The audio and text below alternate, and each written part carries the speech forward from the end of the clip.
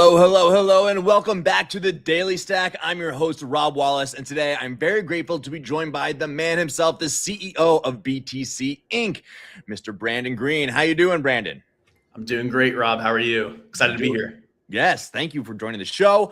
I am live at a different location, currently on vacation with the family down in the Dominican Republic, but the Daily Stack does not stop. We come at you live 5 days a week, and we make sure that you are full of the biggest and best information when it comes to Bitcoin, macro, AI, everything important we cover. So today's show, we're going to be talking, of course, about the upcoming Bitcoin conference in less than 3 weeks from now in Las Vegas, one of the biggest Bitcoin conference in the world, of course.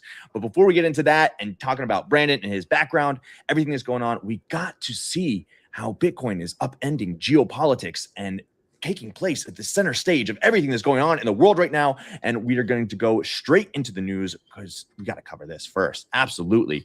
From Bitcoin Magazine itself, of course, your publication, trusted news source. Iran to accept Bitcoin for Strait of Hormuz transit as ceasefire talks takes hold. What is going on here? We all know that the Strait of Hormuz is one of the most important choke points in the world when it comes to energy. A quarter of the world's oil goes through this little 30-mile strait of water on a daily basis, and Iran has closed it down, of course, over the last month as the conflict has heated up between America and Iran. But now there's ceasefire talk, and they are going to charge Bitcoin to allow boats to go through. So let's read this article here. Iran plans to require shipping companies to pay transit tolls in Bitcoin for vessels passing through the Strait of Hormuz, according to the Financial Times. This links Bitcoin to one of the world's most critical energy corridors and events. The policy would apply to oil tankers seeking passage during a 2-week ceasefire between Iran and the United States, announced after a shift in posture from Donald Trump. The arrangement aims to reopen the route that handles a large share of global oil flows while allowing Tehran to maintain control over access. According to statements attributed to Iranian officials, shipping firms would receive a payment request prior to transit. Once approved, vessels would be given a short window to complete the transaction in Bitcoin. The structure reflects an attempt to bypass traditional financial rails that remain constrained by sanctions while preserving a mechanism for enforcement over passage. All right, Brandon, tell me, what are your thoughts on this? I mean, did you see anything like this coming for Bitcoin? I mean, honestly, yes. I am both kind of surprised and not surprised at all that something like this would have happened. I actually fired off a tweet earlier today. Back in 2021, my intern at the time, David Zell, who's now the head of the Bitcoin Policy Institute, we were talking about like how Bitcoin used as a payment system for tolls for international shipping actually makes a ton of sense, because if you're needing to kind of work across open waters, across many jurisdictions, whether it's, the Suez or the Panama Canal or the Strait of Hormuz, any of these vital shipping lanes, you're ultimately going to be entering into sort of geopolitically fraught waters potentially. And what makes more sense than a credibly neutral money to be used to sort of navigate those areas, pun intended. And so the idea that Bitcoin would be used for something like that actually makes intuitive sense. And even from something as simple as how else are the tankers going to pay? Are they going to have gold bars on their oil tanker that they throw off the side? Are they going to leverage a bank account where they're going to have to send a wire through who knows how many intermediaries in order to have that money wind up in the right place? Which again is geopolitically risky for someone like in Iran, who faces heavy sanctions across the board. And the other question that's sort of looming right now is they mentioned stable coins as well as being a form of payment. So there's Bitcoin, there's stable coins. It seems like generally the idea of it being a cryptocurrency is the direction they're trying to head. But I would also remind you that stable coins have issuers. Stable coins have single points of failure. Stable coins are stable to a fiat money. It just depends on which one, whether it's the Chinese yuan, whether it's the US dollar, whether it's the euro, something else. And so, they may start by thinking it's going to be a mix of Bitcoin and stable coins, but I wouldn't be surprised if as time goes on, they lean more and more into the Bitcoin angle of this because it actually removes many of the risks that they're trying to navigate in terms of trying to charge for the Strait of Hormuz. Yes, and this comes from Iran, a country that is well versed in terms of Bitcoin. They are one of the largest national Bitcoin miners on the planet. Some say they account for up to 4 to 5% of total global hash rate. They themselves, of course, they have the energy there, they have the oil, and so they can just evade the sanctions. They've been one of the most heavily sanctioned countries on the planet for well over a decade. So they know what they're doing when it comes to Bitcoin, and now they are using it as a toll booth. Absolutely crazy development, but you're right. This is something that we should have seen coming in the long run because the world needs a neutral reserve currency in this heated geopolitical moment, in this multipolar world that we find ourselves in. And you said it yourself, stable coins, there was talk of them using stable coins, but of course, Tether or Circle, they can shut those down with a switch, right? And both of those companies have been very willing to work with the United States government to find sanction evaders or bad guys, quote unquote, using these stable coins. So Bitcoin is the only one that is permissionless and censorship resistant. So it makes total sense. One thing, it seems as if the Iranian official who was cited for these reports in the FT, they said that supposedly it was anonymous, right? They thought that they could use Bitcoin anonymously, where no, you're going to see where this Bitcoin is going. It's an open ledger, of course. So I think there are still some technicalities that they need to figure out when it comes to accepting Bitcoin here. But it's Bitcoin is money for enemies, right? And so anybody can use it, and it makes total sense that we are seeing it pop up on the scene like this. And please. I would also just add, I think that this further reflects sort of the brilliance of the Trump administration's strategy to create the Bitcoin reserve. I think it's a recognition of Bitcoin's growing role in a geopolitical sense. And, just the fact that someone like Iran is using Bitcoin and sees value in Bitcoin further illustrates the point that every country should have a Bitcoin strategy. Every country needs to be factoring this in the same way that, if it wasn't gold, if it wasn't a stable coin that Iran was using and they needed to access the global financial system, it would have been gold, right? It would have been gold, if not Bitcoin. And the thing is every country has a gold strategy. Every country, has a plan of these sort of bearer assets, these stores of value that they lean on in order to have credibility in their monetary system, credibility and strength in trade, et cetera, et cetera. And so, Bitcoin is just a better version of gold. And, the US was the first to recognize that, but Iran obviously is also following that same path. And you mentioned Bitcoin is for enemies, these are two countries basically currently at war with each other, both Bitcoin countries, both countries that have a Bitcoin strategy. And so it's really wild to see that sort of geopolitical game theory play out in real time. Yes, and I mean, being part of the Bitcoin conference, of course, did you have the opportunity to meet Trump when he spoke in Nashville? Yeah, I saw him backstage, and it was a pretty cool moment. I didn't go deep into conversations with him. That David was doing that at the time, but definitely got to be in the center of the action as it all unfolded. Very cool. And yes, America does recognize the importance of Bitcoin having a strategic Bitcoin reserve made by executive order last March. We are still waiting for the audit. They could have added maybe 125,000 more Bitcoin by seizing it from the Prince Group, the pig butchering operation going on over in Cambodia. But we'll see. It will be interesting when we finally do get those numbers, and hopefully it will happen soon. Macroscope over on Twitter, great account to follow.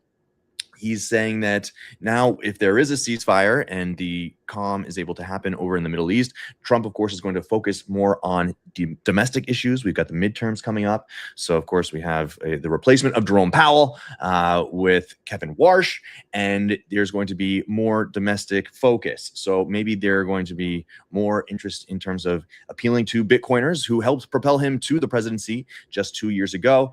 And we'll see what that means for us.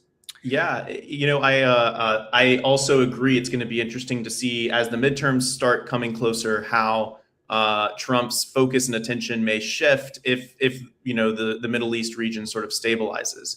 But if I can just add one more thing before we move on from this topic, Please. it is that the U.S. government, if you want to play out the game theory, should want to see Iran select Bitcoin as its currency to take the tolls. Because once again, we own Bitcoin. We have a strategic reserve.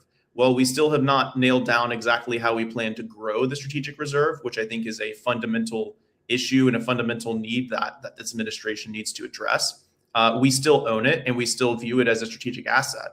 And so if you're looking at someone like an adversary like Iran, and you're wondering, well, what would it be in the best interest of the US government to see Iran use? It would be an asset that we are holding ourselves, and that, as it grows in value, as it becomes the global, geopolitical money, we'll call it, it's one that we have a heavy involvement in, right? The alternative, again, would be that they use the Chinese yuan, and that further backs sort of an anti-US coalition on the same monetary standard. And so, I think it's an interesting situation. I don't know whether something this level of detail would ever get hammered out in a agreement, a ceasefire, whether or not, the US government would say, hey, you have to accept the tolls in Bitcoin.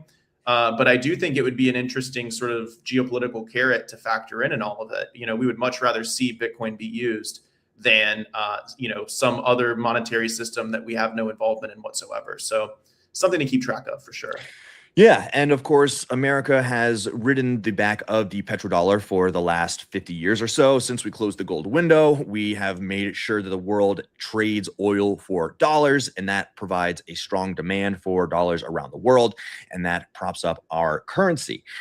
So to see them replace it with something else, you want something you have a big stake in. Of course, Bitcoin is that for America, and I think you're right that it's very important that it doesn't go to yuan. And I mean, moving away from the petrodollar would hopefully allow us to reshore, which is something that they want to do with manufacturing. It's become very apparent in this whole conflict that we are so dependent on China for our military itself, right? And so if we have any of these prolonged conflicts, it's very hard to do this when most of our manufacturing is overseas, especially when it comes to the secondary power in the world. So there's so many multiple layers of complexity here when it comes to Bitcoin, the dollar, petrodollar. Yeah. It's crazy though, like this is one of those moments that I feel like we've hypothesized about, that we've, probably Bitcoiners are more well-versed than anyone in terms of, if the US government wants to solve the Triffin dilemma, if they want to reshore manufacturing, if the petrodollar, system might be replaced, what should it be replaced with? And here we are in this moment in time negotiating with, Iran that controls 20% of global trade for oil, and Bitcoin's being discussed. And so this is just one of those moments where if you take a step back, this is a very surreal time in the arc of Bitcoin adoption, and one that all Bitcoiners should be paying very close attention to. Yeah, thank God for Bitcoin, right? It gives us some hope in these crazy times. Well, the other news topic I want to get into before we talk about your background, the conference, and everything that's going on into it is, of course, the story that hit this morning, which is the New York Times bombshell saying that they have discovered the identity of Satoshi Nakamoto. And very clearly from the headline, the byline, and the images right here, they are pinning it on Mr. Adam Back himself. And so, of course, since the beginning of Bitcoin, there has been much speculation as to who Satoshi is. As Bitcoiners, we want to respect Satoshi's privacy. That's one gift that we can give back to him, is to not go too deep into all this and just give him his peace wherever he may be. But of course, lots of journalists trying to make their name are going to go out there and try to dig up as much information as possible. And it really is just a miracle that it's been 17 years and we don't have any definitive proof as to who Satoshi is. And when it comes to the feedback on this article, I think it's really important to look at the quote tweets, right? Jameson Lopp, of course, is one of Bitcoin's most prominent technical leads. And he says, Satoshi Nakamoto can't be caught with stylometric analysis. Shame on you for painting a huge target on Adam Back with such weak evidence. Got to look at the Samson Mao, of course, good friend of Adam Back. He says, look at him. That's my quantitative, my math specialist. Look at him. You notice anything different about him? Look at that face. Look at those shifty eyes. Yes, that's what they quoted in the article itself, that his shifty eyes, when asked if he's Satoshi, is what gave it away from the latest documentary he was in. And Joe Weisenthal, somebody who is not really that big of a Bitcoin proponent. He likes to rag on Bitcoin at times over at Bloomberg, but he says this: I love that people are still trying to crack this. I wasn't, however, 100% convinced by the evidence or the conclusion. The stylometry is interesting, but on content, of course, all cypherpunks had similar thoughts on politics and privacy and the architecture of the internet. So some people are saying this is astounding journalism. A lot of others, especially in the Bitcoin community, are saying this leaves a lot to be desired. What are your thoughts, Brandon, on this latest article? Did you have a chance to check it out? Yeah, so I skimmed sort of a lot of the comments, and I did skim the article itself. I have a few thoughts on this, and it spans, the breadth of, I guess, reactions most Bitcoiners would have on this. Number one, what Jameson said is 100% true. Even if you did think that you knew who Satoshi was and he was still alive, you are painting at these Bitcoin prices, $70 billion target on someone's back to, that's a pretty heavy security budget someone's going to have for $5 wrench attacks. And so I don't think that that's doing Adam any favors. I don't think that does Bitcoin any favors.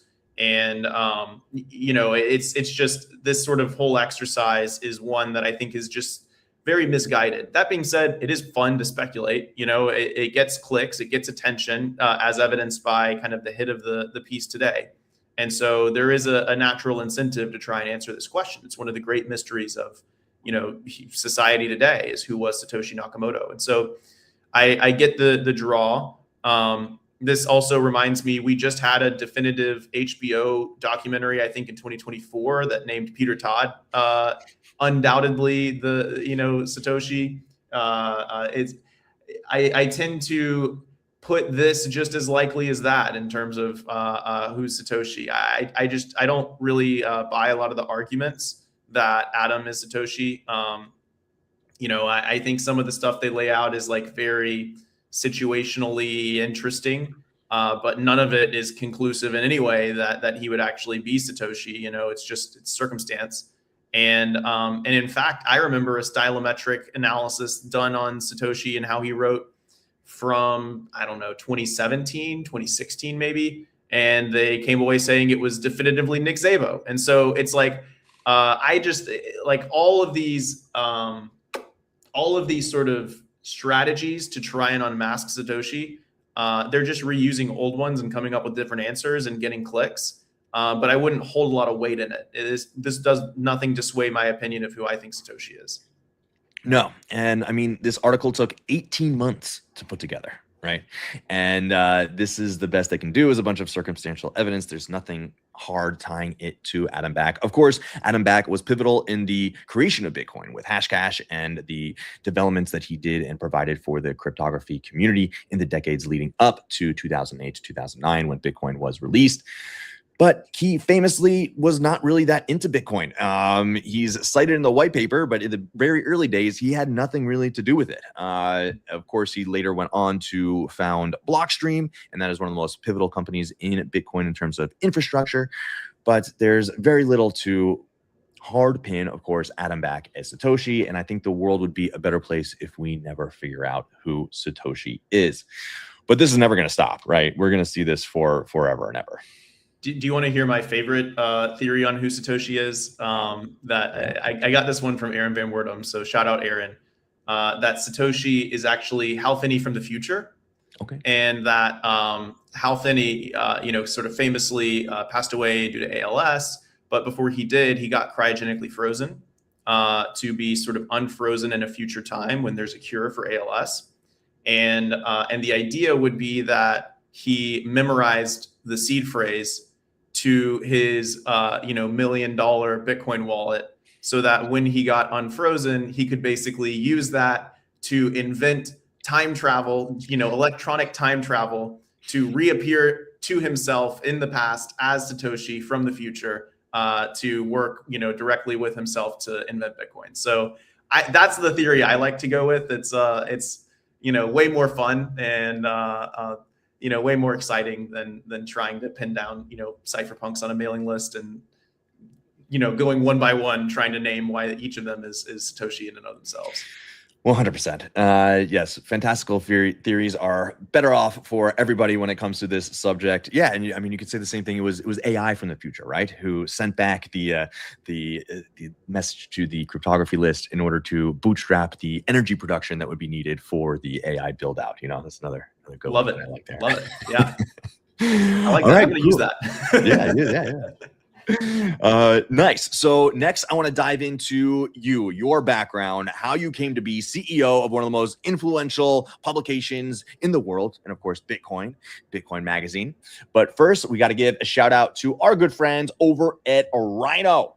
Rhino Bitcoin is building something that is sorely needed, because in the past, getting your Bitcoin financial services was slow, clunky, and scattered across all these different platforms. Well, Rhino is changing that with the next generation Bitcoin banking app designed to handle all of your needs in one place. Of course, you can buy Bitcoin with some of the lowest fees anywhere, make payments over the Lightning Network fast anywhere in the world with near zero fees, send cash globally over Bitcoin rails, and of course, set up a automatic savings with your DCA so you can stack sats on your schedule and build wealth over time. And this is just the beginning. Soon you'll be able to pay bills, direct deposit, borrow against your Bitcoin, and save for retirement. So go today to rhinobitcoin.com, download the app, and you use the code Bitcoin News. It'll get you $10 of free Bitcoin straight into your wallet.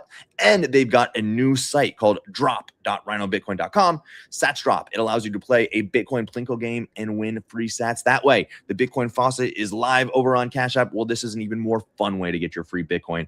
Go to rhinobitcoin.com. Check it out today. Use the code Bitcoin News, one word, and get that $10 of Bitcoin. Start your Bitcoin journey. Hit up us if you have any questions about Rhino. Hit up the team. They're great people, and they're more than happy to help you with anything you need.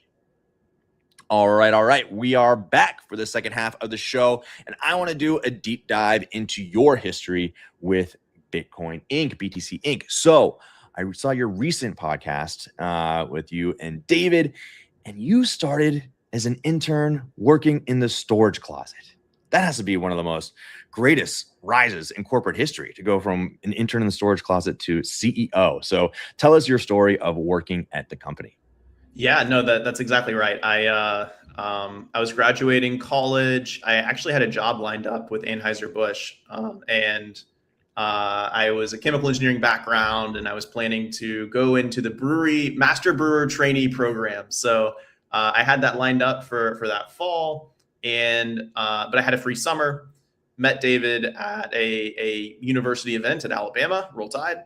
And he basically said, hey, if you're free for the summer, feel free to come intern and come learn about Bitcoin. I had no clue what Bitcoin was at the time. So I jumped on it. And my first job was, showed up and was asked to organize the storage closet, organize all the old Bitcoin magazines they had in the storage closet.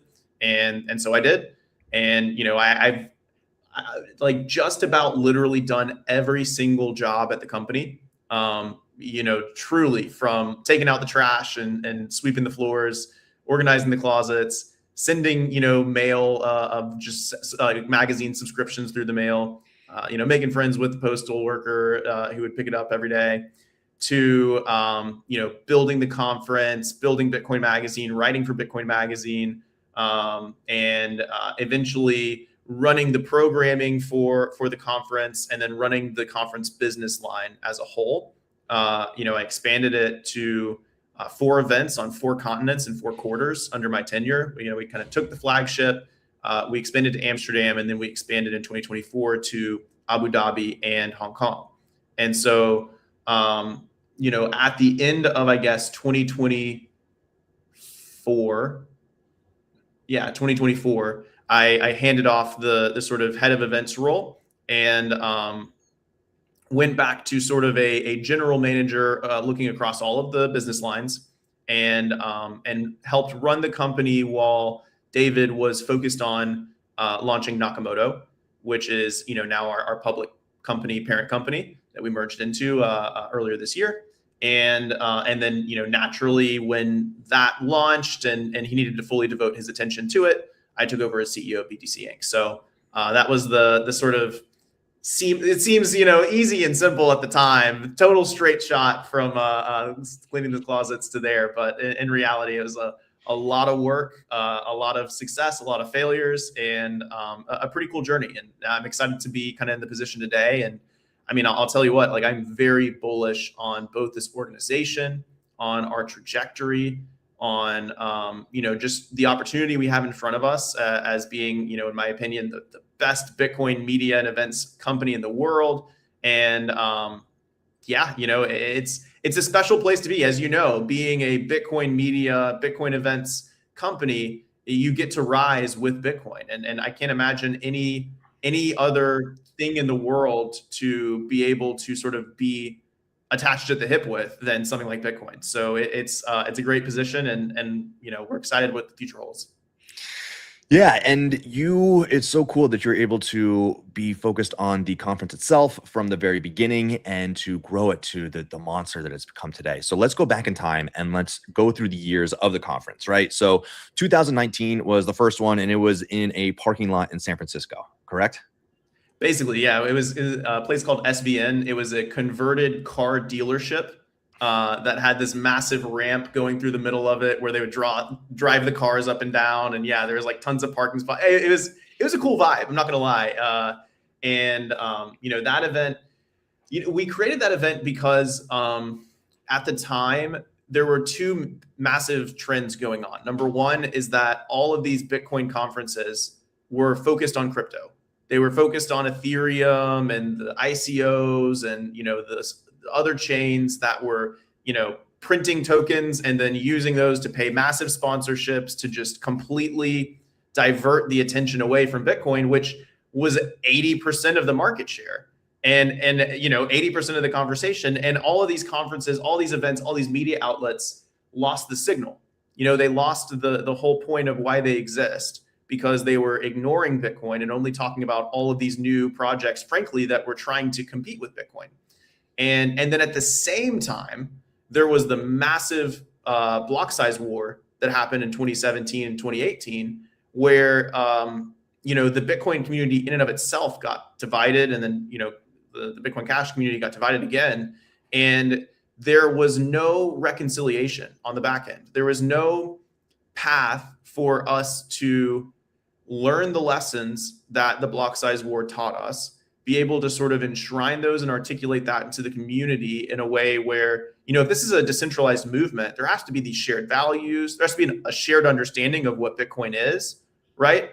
And there has to be sort of a mechanism to ensure that some of those basic tenets don't get corrupted or lost in translation as the movement grows.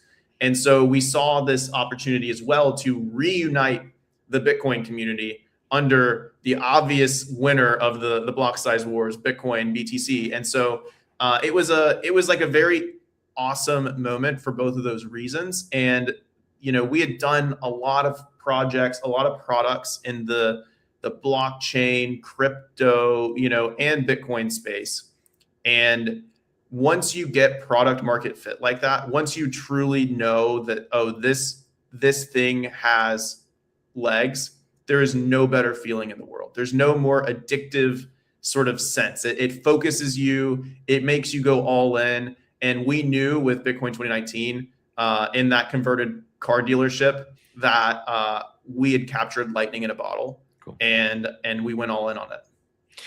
Yeah, and all in on it you did, especially in 21. So 2020, COVID happened. You guys had to pause for a year, but then you made waves across the world. You were literally like the center of the universe, it felt like, in 2021 in Miami for those couple of days that week. That was my first Bitcoin conference. It was the middle of COVID, of course, went down, and that was the first time people were able to get together over the course of a year and a half, right? It was just this euphoric feeling of Bitcoin's on the rise. We're able to break free of these crazy rules that kept us separated for so long, and now we're going to change the world. And there were announcements made at that conference that did change the world, right? El Salvador announcing that they would accept Bitcoin as legal tender. Jack Mallers on stage in tears, making sure that the world knew the importance of this moment. I'll never forget Tim Dillon too. He was part of the show. I mean, it was next level. It was a circus in the best way possible, and the vibes were immaculate. So let's do a little bit of reminiscing on 2021. tell us about you guys opening up the world during COVID for the Bitcoin conference. Yeah. So first of all, like that was the event that I took over as programming head. So all of the announcements, all the speakers, everything, like that was my baby. That was like my pride and joy. I lost probably years on my life trying to cobble all of that together. Because if you remember, we didn't even get Bitcoin 2021 launched, and it was in June. We didn't get it launched until January 30th, like February 1st ish, in that time frame. So we didn't have a lot of time to go. And but as soon as we got it launched, the FOMO and the excitement around that event just took off. And Bitcoin 2019 was call it a 1,900 person event, just under 2,000 people.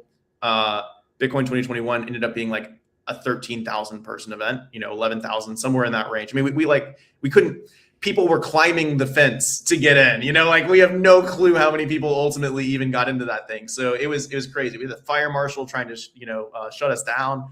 But then Mayor Suarez was there, and he was the mayor of Miami at the time. And so like he overrode the fire marshal from shutting us down. I mean, it was nuts. You called it a circus. It was a circus in like the best way possible. And we had Tony Hawk come skate the half pipe there. We had sumo wrestlers, doing a live, exhibition at the event. We had Floyd Mayweather showed up, and he was 2.5 hours late, and he came with 18 like buses, like full on trailer buses, filled with just random people and security guards and all sorts of stuff. There's actually a funny story where he showed up in an Ethereum Max shirt. And because like Ethereum Max, I guess, had just like paid him to wear the shirt on stage. We were like, bro, we're a Bitcoin conference. Like, you can't wear that on stage. And of course, it had to be me because I was the programming head. So I had to go face to face with Floyd Mayweather and tell him that he was not allowed on our stage. And he got mad. Like, he got really mad, like directly at me. But then he walked back into the green room, shouting some cuss words and stuff, and then pointed to one of his security guards. Was like, give me your shirt. And he just took his shirt off, and the other guy like took his shirt off, and he threw it on, and he like walked up on stage. He was like, let's do this. So yeah, man, it was like, I'll remember those kind of moments for the rest of my life. It was nuts. And then the other thing, there's so much that we learned from that event, but one thing that like became very clear is a successful event like this, you have to laugh, you have to cry, you have to stand up and cheer, you have to learn something new, and if we can cover all four of those things, then we've had a great event. And we had laughs with Tim Dillon for sure. We had tears with Ross Ulbricht. The first time people heard from Ross Ulbricht since he had gone to prison. And that was like our own little punk way of getting an interview out with him. We had people stand and cheer with El Salvador. And also, I think it was Michael Saylor's first public appearance, so people were excited to see him. And then we had people learn new stuff. I mean, across the board, everything was sort of a new thing to learn about Bitcoin, because Bitcoin at that time was just growing in so many different ways. Taproot had just activated around that time, or maybe we were going through the speedy trial of Taproot activation, but it was all around that time. So it was just a moment in time. It's going to be hard to recapture those moments. I think each event has had its own like crazy, incredible experience attached to it. But similar to you, Bitcoin 2021 will forever hold a special place in our hearts. It was something else. And so when you're running events, I mean, I've done it myself, not on the scale of 10,000 plus people, but I've run events, and there's so many variables that go into it, right? So many things that matter, like the day of, whether it's weather or just general mood, something in the news could happen, and it all plays a part. So what are some of the general lessons for people who want to throw Bitcoin events themselves? What are some good tips that you have for the audience when it comes to that? Oh my gosh. I mean, our favorite way to learn things is the hard way. So, I would say we've made just about every mistake you can make, and we're inventing new ways to make mistakes moving forward. So, but I mean, going back to 2021, I remember we were like ready to throw up on the floor because we heard about the lines to get in to the conference, and it was like sickening. And the TLDR there was just, we only had a few mags, we only had a few scanners. Everyone was showing up with their laptops, so like in their backpacks. So we had to search backpacks, and it was like, but we only had basically like 2 lines people could go through. So people waited 2.5 hours in the Miami sun in June to get into that event, and it was horrendous. We had Callie, our David's mom / our co-founder / our COO, was literally walking with cooler of water and just handing it out to people, waiting in line.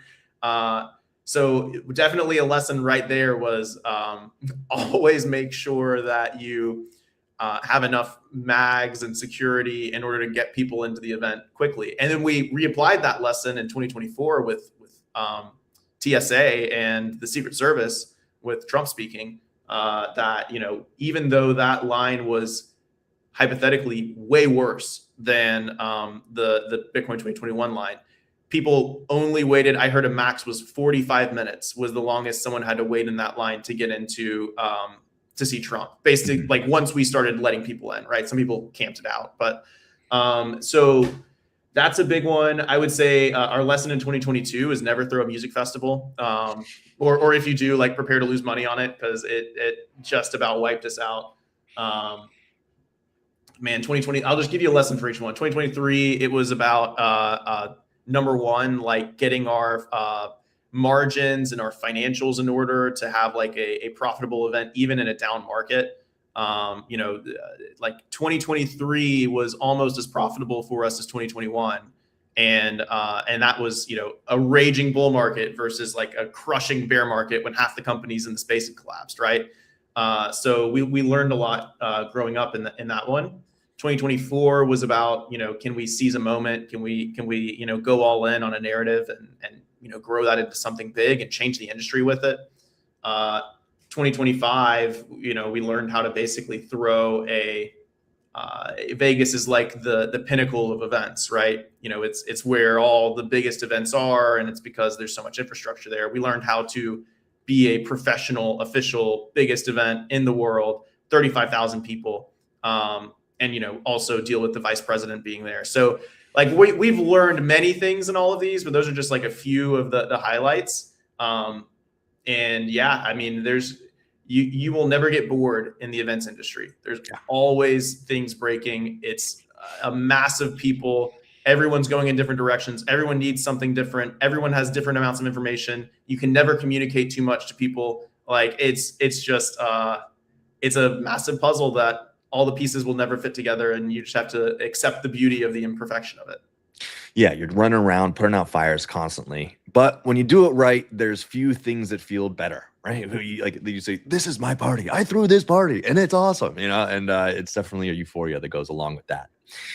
100%. And so next, I want to talk about the political implications, right? Because I mean, in 2023, RFK Jr. and Vivek Ramaswamy came out on stage and gave campaign speeches at a Bitcoin conference, and that was groundbreaking at the time. Then the next year, you had Trump give a campaign speech, and then you had the sitting vice president come in 2025. So this really has had really quite large political implications, and it's a Bitcoin conference. So what does that mean? And then you get a lot of people saying, "Oh, this is just a Republican event now," and that kind of stuff. So how do you deal with that feedback and the implications of being a political stage? Yeah, no, it's been a very difficult thing for us to navigate because we do feel the weight of all of Bitcoin on our shoulders when we do it, right? We don't wield the movement and the platform lightly. What I would say, also some interesting tidbits is, we had Vivek, we had RFK. In 2023, we also had Tulsi. And in 2024, we also had Howard Lutnick. And so, we were looking at sort of the Trump administration and like the cabinet that was being built. And like half the people he named had spoken at the Bitcoin conference before, which was crazy. I mean, it was a nuts sort of situation. And then on top of that, we had spoken to Bessent, trying to get him to like do like Twitter spaces with us about Bitcoin before he had been announced as Treasury. Similarly, Hegseth, like we were really close to getting him confirmed as a speaker on a previous event when he was at Fox News, because he's a big Bitcoiner. And so even some of the people that like didn't speak at the event, they're also big Bitcoiners. And so, to your question of like, how do we balance, looking like a Republican convention, basically, it's very difficult because the reality is many of the Republicans and many of the folks in the Trump administration love Bitcoin. And it's like, well, we're not going to tell them no. And all we can do is try and invite people from the other side as well. And we had some folks, we had Ro Khanna, we had Wiley Nickel, we had some folks from the Democratic side.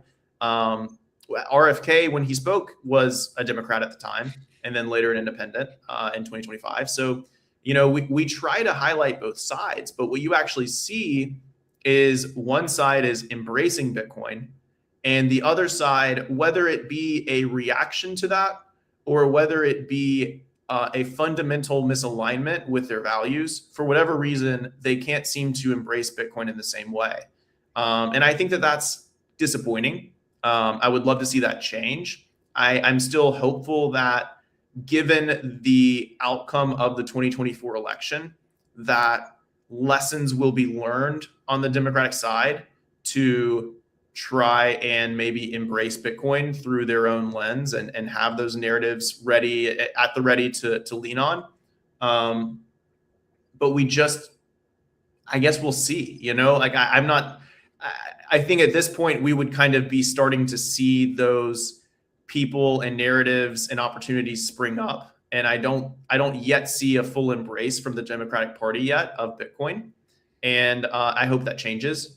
But if it doesn't change, it just means that, there will be stakes involved in these upcoming midterms and general election around whether or not we as an industry are going to face a similar environment to, the Biden era, or whether we're going to have even more ability to, build the future we want to build as a group. So, I wish that politics weren't as heavily involved as they are. And again, like I blame like the Biden administration. They were the ones that almost regulated it out of existence.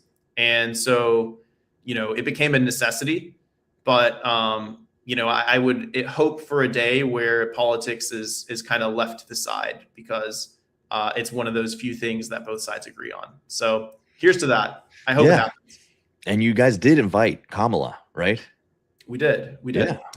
So we invited Biden too, and we had the right conversations to invite these people. Like it's not like we were hitting up form emails and hoping someone would answer. It was like we were having live conversations with the right people. I won't dox anyone. And for Biden, it was a nebulous. It can't happen. And what I now interpret that as is that he just was not making unstructured public appearances at all. Even at the White House, everything was just like highly scripted for a lot of reasons. We won't get into it. And with Kamala, it ultimately, there was a sort of a fork in the road. And at the end of the day, she decided to say what she said about Bitcoin and decided to let that be a defining issue of the election. And, the results speak for themselves. So, I wish she would have spoke. I think it could have done good things for the Democratic Party and for sort of the less polarity in Bitcoin. But here we are. So here we are. Well, that brings us to the present, 2026, and we are just less than 3 weeks away from the event itself in Las Vegas. Tell us, why should we be excited? What is going to happen? What big things are on the agenda? Yeah, so our agenda is stacked, and there's many different narrative threads to pull at for this year. And I was actually just talking to David about this the other night. There's obviously still a lot going on in the political realm. Code and Country is back. We have a lot of folks from the admin, some we haven't even announced yet, that are confirmed, that I think are going to make for incredible conversations. And it's not just the rah, I like Bitcoin, come vote for me. It's like, how is this administration doing things that are good for Bitcoin? And what should we be expecting? What's coming next? That's the level of conversation now we get to have on the policy side. So I'm very happy about that. I'm very happy how that has progressed out of, a sort of simple campaign stump speech to substantive policy and regulatory sort of clarity and forward motion. So that's set that all aside. I think quantum is a big conversation that continues to dominate the community, the technical community, the investor community. And we felt that we had a strong obligation to attack that narrative from all angles. So there's a lot of quantum conversation that's going to happen at the event. How do we fix it? What are the risks? What's how real is this issue? All of it. We're gonna break it down for the whole audience. On top of that, we've obviously had interesting through line with sort of the institutional adoption of Bitcoin. And we've got multiple folks from the institutional world coming to speak. Again, some we haven't announced yet. We're saving some of the big announcements, so we've got some tricks up our sleeve. But it's been interesting to see how institutions have adopted it. Obviously, the treasury company narrative has went through a massive, bull market right around Bitcoin 2025. It's since, all those companies have traded down, which is tough. But just because they traded down doesn't mean the thesis is fundamentally wrong. And so it's really about enshrining some of the lessons that we've learned through this bear market. And, those will become the narratives and be applied in the bull market. And, if you come pay attention, if you come learn these lessons alongside the industry, you're going to be better prepared and better poised to be able to capitalize on what the narrative is going to be for the next industry from an institutional standpoint. So, I think that's going to be a really important, sort of cadre of conversations to dig into. And then, on top of that, this leans back into political as well a little bit, but I still think it's mostly going to be a policy discussion. But the midterms are at the end of this year, and we could very much face a world in which we go from a friendly Congress that's really just incompetent at getting stuff done for us to a hostile Congress that may block us being able to try and get any legislation done at all. And, it's great and all, I guess, that stablecoins got their thing. It's cool and all that maybe clarity will come to market for the broader crypto world, woohoo.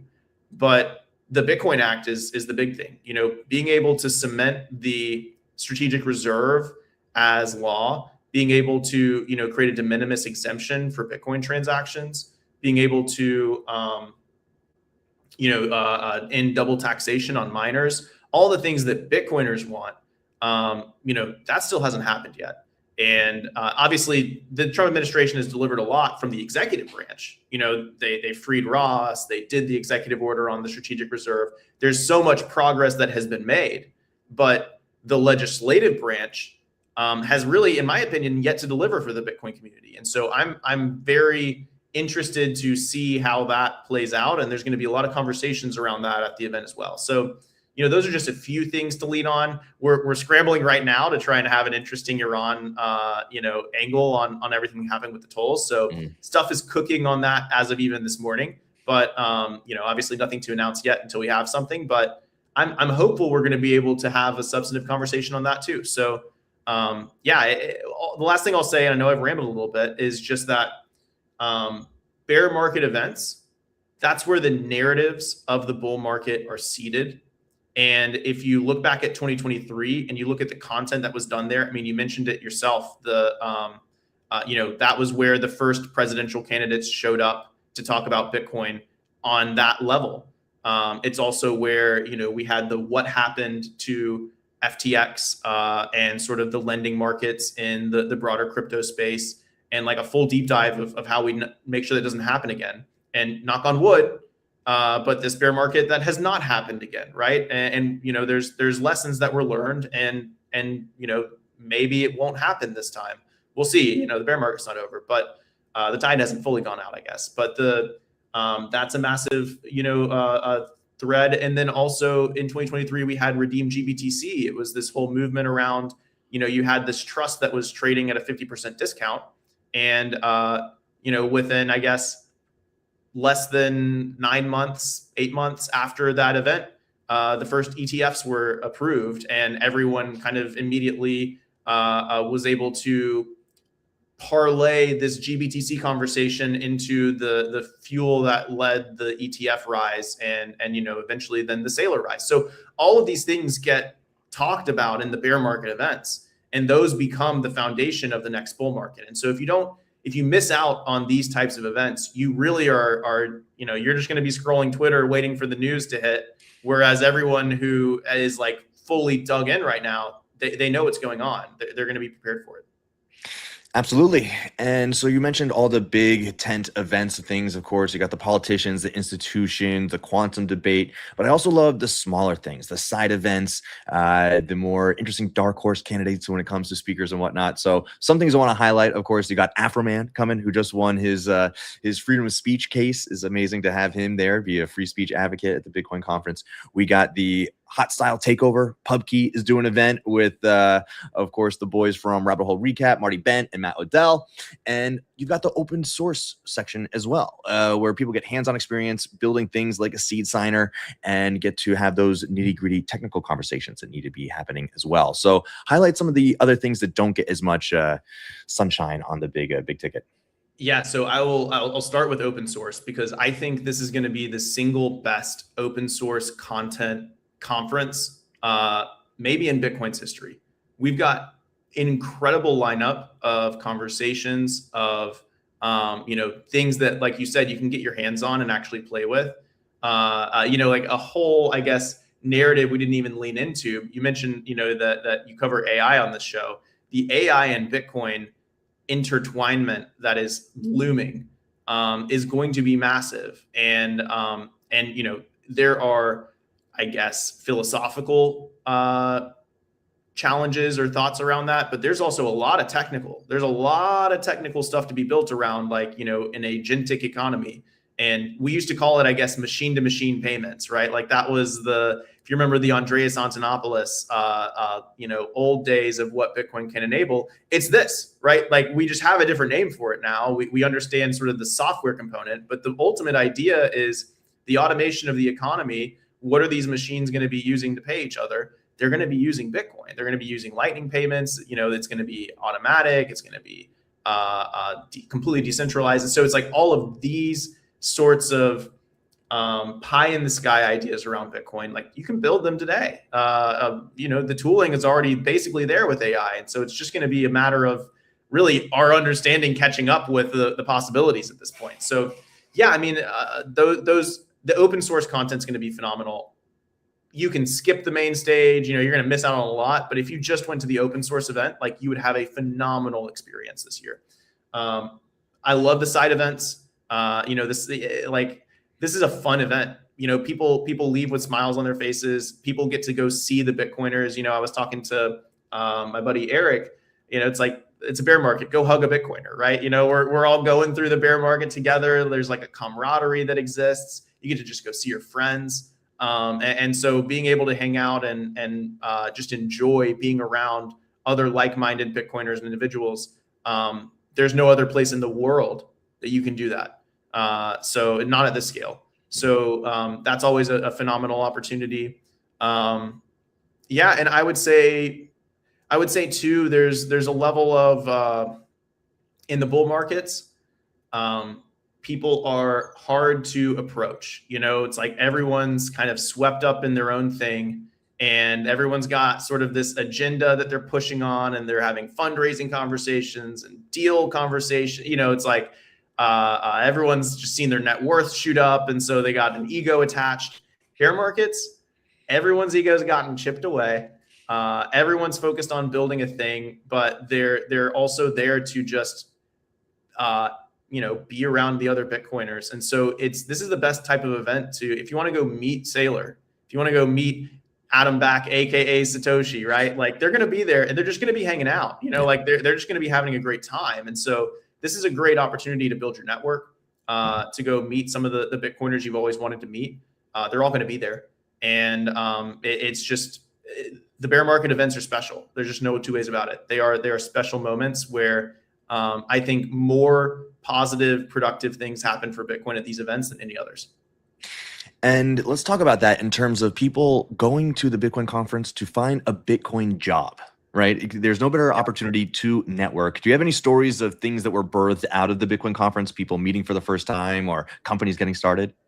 Oh, 100%. And in fact, like we used to be able to track it, but nowadays, like we can't even track all of the different companies that have been launched at the conference, funded at the conference, massive deals done at the conference. I mean, it has been crazy. Like, I don't want to say anything and I don't know how these companies are like telling their stories, for instance, but like I know that the Swans of the world, the Rivers of the world, I think that the Galaxy BitGo, merger that happened like back in 2021, that was inked there. The OpNets got funded. Like all of these different companies that people love, either like the co-founders met at the conference, they got their seed check at the conference, they did their Series A at the event, they got key hires. To your point on this is the place to go get a job.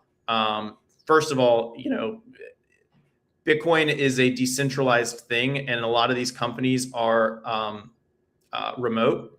And it's like we're having to figure out on our end how we stay a remote first company when AI is so good at being able to kind of fool you into thinking the person you're talking to is real when they're not.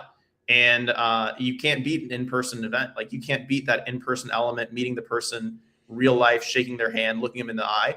And so the Bitcoin conference has always been an amazing place to get a job. And on top of that, bear markets are the best time to get a job in Bitcoin, because in bull markets, when these companies are hyperscaling, they're forecasting massive growth, all these kinds of things, the jobs, they get, added really quickly. And in the bear market, they get subtracted really quickly. And the last person in is the first one out many times.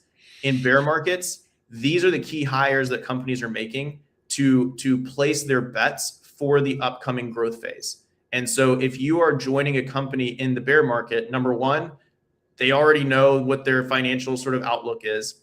They already kind of have conservative forecasts of what they're going to need and what they're going to have. You have so much job security, and you're going to end up being a pillar that gets built around for the next bull market. And so the best time to get a job in Bitcoin is in the bear market, and the best place or ability to go get a job is going to be in person at an event. 100%. Brandon, Mr. BTC Inc. CEO, thank you so much for your time. I'm so excited for this event. You cannot miss the Bitcoin conference. It is a staple. It brings everybody from around the world together into one place, and it's coming up soon. So people, go to the website, 2026.b.tc, get your tickets, book your stay at the Venetian. Venetian's a great place. And it's going to be so much fun. Brandon, any final words for the audience to get them pumped up for the conference? Yeah, I'll just say, if this is your first bear market, first of all, this is a very light and easy bear market compared to many others we've gone through in the past. But this is not the time to get distracted. This is not the time to get deterred from Bitcoin. This is the time to double down and, make your name, make your play. This is the time to grow as a human being and as a Bitcoiner, and grow your stack of Bitcoin. And so there is no better place to do all of that than the Bitcoin conference. We've got a really special event in store. So like I said, we've got some things we haven't even announced yet. So make sure you grab your ticket, grab your hotel, just go. You won't regret it. And, if you see me, say hi. Cheers. Well, it was great chatting with you.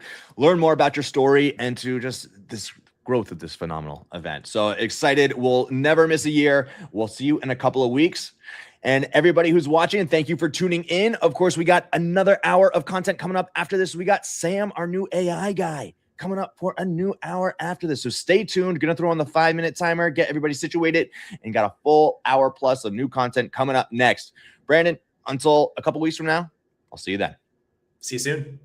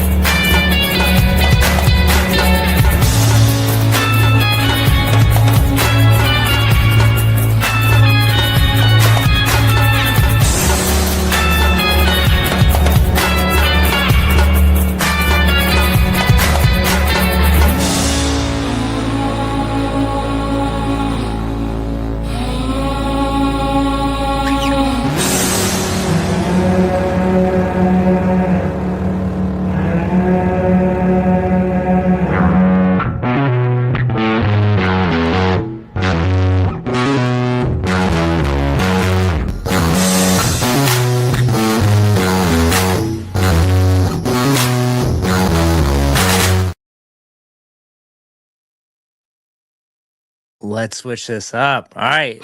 Welcome back to the Daily Stack. We've been switching up this week. We had Rob kicking off on Wednesdays. Normally my day is Wednesdays. And you guys thought we weren't going to talk about AI, but obviously we're back and we don't think about anything else. We've recently had Sam Knight on as a guest, but now we're excited to have Sam Knight more regularly as a co-host. Super plugged in, always impressed with what you're doing, always impressed with just making it applicable for real people to be able to do things in their life, improve their lives with AI. There's a lot of hype, there's a lot of news. You know, you have people speaking above you in front of big microphones like this. But really, it's all about just like helping the people, helping the plebs out with actually using AI in a productive manner. How are you doing, Sam? I'm doing fantastic. Yeah, it's a pleasure to be here. Totally agree. A lot of these things can seem a little intimidating on the surface, but you get your hands on them and it's not so bad. So I'd love to help people bridge that gap. Yeah. So we got a lot of things going on today. We want to start out really with Claude Mythos has been like, the high level. We'll talk about the models. We'll talk about these big, labs, the companies themselves, and then we'll start to drift towards, practical AI applicability of like how you can use it. So let's start out at the high level of what you're hearing on Mythos. Is this somewhat like of a hype train? Is this building hype? Is this just like stealing the thunder, I think, back from OpenAI after buying TBPN? Like, it does feel like there's some of these like ego games as well as just like capturing the public's attention. Well, that's the million or maybe multiple $billion question, right?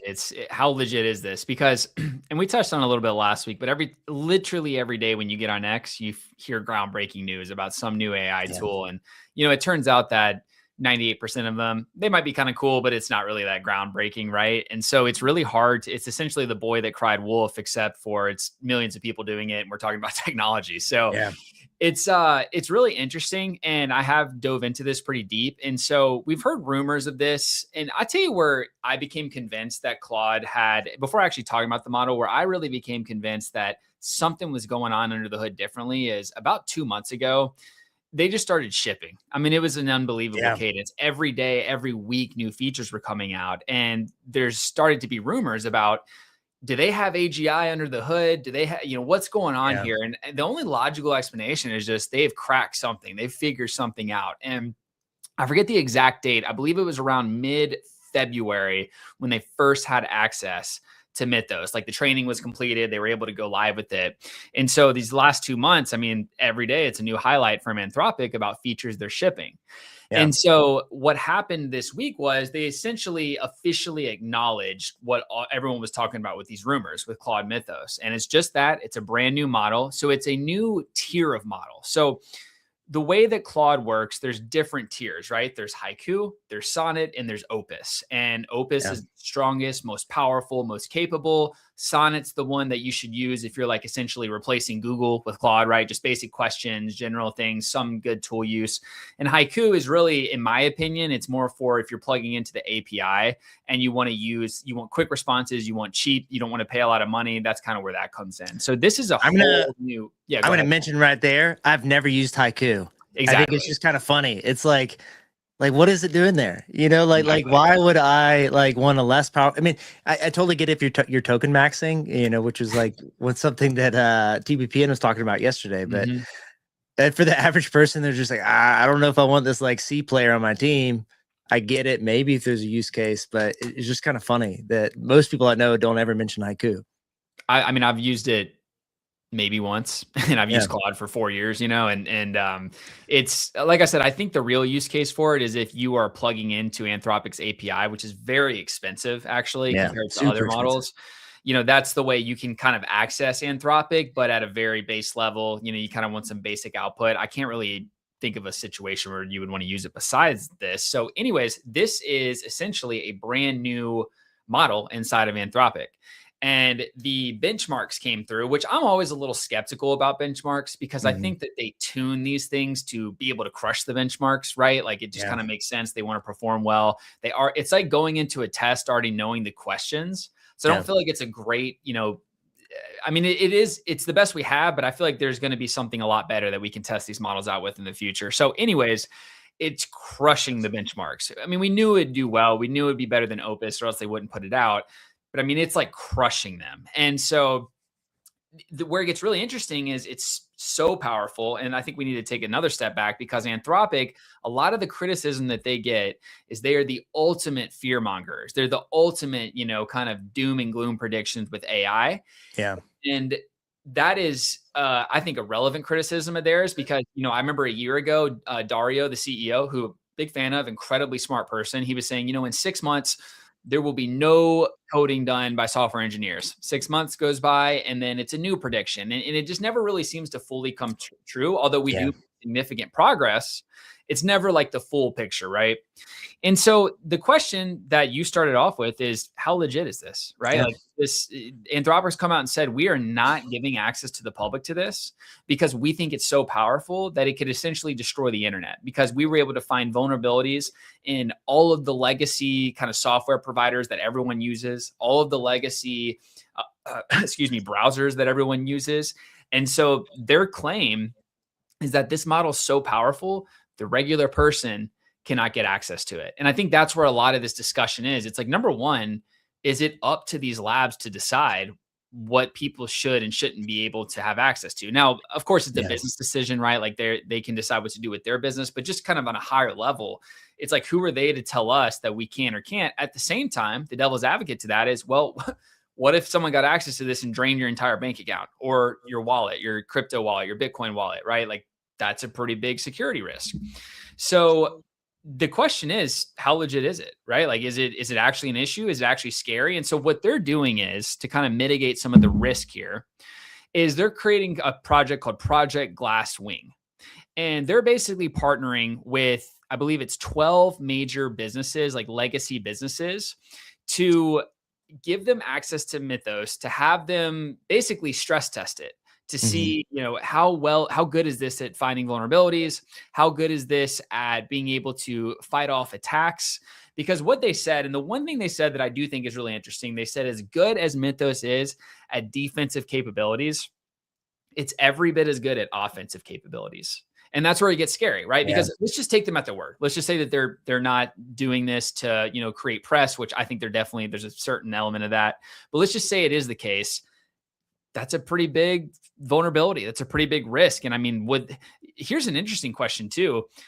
Are they liable? What if they did release that to the public and then someone caused some major national security risk, or, hacked Bank of America or something crazy happened? Are the labs liable for that? We haven't really had that experience in society yet. And I do think at some point we will. And we've had questions about if someone commits suicide because on Instagram, people were bullying them, is Meta liable? And they're still back and forth about that. So I'm curious your take, actually. Like, do you think in that situation, like, should they be held liable? Because if so, it makes sense to proceed with extreme caution. It's on the flip side of it, I think OpenAI is not near as conservative as they are. In my kind of contrarian opinion, is they're going to come out with a model just as powerful in the next month and a half, and they're going to give flags to everyone for it. So that's where I stand. We talked about a little bit about yesterday, I think on the legal side. I think that, we were talking about this backstage with Joyce Litro a little bit. I think that, he's very bullish on Reddit as a stock. He sees their AI capabilities. He sees the community there, the authenticity. They do a lot of bot protection to make sure that Reddit users are, not bots, that they're not like AI, and that's going to be more valuable. Reddit has a ton of data. They've also are working on a deal with Anthropic, or have done a deal with Anthropic around the use of their data. I think in that situation, on the legal protection side, I think any federal judge or state judge in the United States court, if they saw OpenAI release something using, Reddit data, that Reddit has consumed over time as part of their business, part of their IP, that's the easiest case. Like they would absolutely not permit OpenAI to do an $800 billion IPO and not pay Reddit for that. Like that would be, I think, the easiest, very cut and dry. Look, you guys have extracted so much value from existing data sources. We're not going to let you capture the value of $800 billion in an IPO and not pay these guys. So I do think that is where, if they're not working deals now, that is where a ton of lawsuits will come in. Sure. I think if you follow geopolitics, and you follow, the Anthropic versus the US government, you have a warrant to search people, and there's a reason to have a warrant. I think if we can go into Venezuela and take out this, the leader of the country, if Anthropic did release something where like one Department of Defense file got hacked and they released something kind of like an Edward Snowden situation, like no matter how powerful that model is, like Dario's in handcuffs, like you have Delta Force coming in and they would not hesitate in a second, right? Like if you can take out Maduro and there's like potential like blood and you're in another country and there's geopolitical like concern of that, they have no problem, I think, actually going in and locking down the situation on that, whether it's right or wrong. And I think, I believe the sovereignty of like private companies. And, I do want, we in the US, we take pride on encouraging, not having government intervention in the private sector. There's just, you seeing how it played out with Anthropic and the Department of Defense and Pete Hegseth and everything. I just don't think that I think they're watching them very closely to see, are we going to have to shut Anthropic down? Like, what's going to be the kill switch if they had something like this, which makes me somewhat concerned around like, what's going to be like the process of like, what, how do we keep politics out of it? I don't know. I'll stop there. I mean, it's so interesting. I mean, we're in such an interesting time. In a way, it's almost like a modern version. Well, I mean, it's modern because it's still going on, but like a modern version of the gun debate almost, right? Like, some people think everyone should have access to guns. Some people don't. I think we're going to see the same thing with AI. Some people should have access to these incredibly powerful models. Some people think you shouldn't have access to these incredibly powerful models. And I think that there's going to be a lot of legality going on back and forth between the states, between the federal government, between the people. And it's kind of this tangled web, because at the same time, we're trying to figure out the national framework for AI. California and Colorado want to basically come out with these extremely strict and extremely restrictive ways that you can actually use these models. Other states are probably a lot more wide open. And so what I'm getting at is just, as these models evolve and they become more powerful and they become basically being able to use as weapons, whether that's cybersecurity weapons or, God knows what else, it's going to be really interesting to see how the government plays it, how the people play it. And I mean, I feel like the next year or two is going to be, we're finally at that point, right? There's been all of these concerns over the last several years. AI is going to do this, is going to do that. I feel like we're finally hitting that point where it's like, wow, it's actually happening. It's actually real.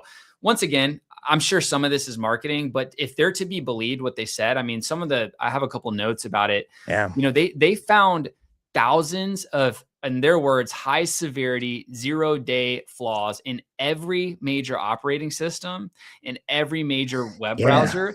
These bugs have existed for decades with experts reviewing them, and they still didn't catch them. So if that's true, we're stepping into a new paradigm. If you're to take them at their word, one vulnerability was 27 years old, one was 16 years old. And these are like some of the most important systems in the world that they're using this with. And so if we just take them at their word and say, okay, they're telling the truth, we have just stepped into a new world. And so that's what we have to figure out, because it happened like that. Yeah.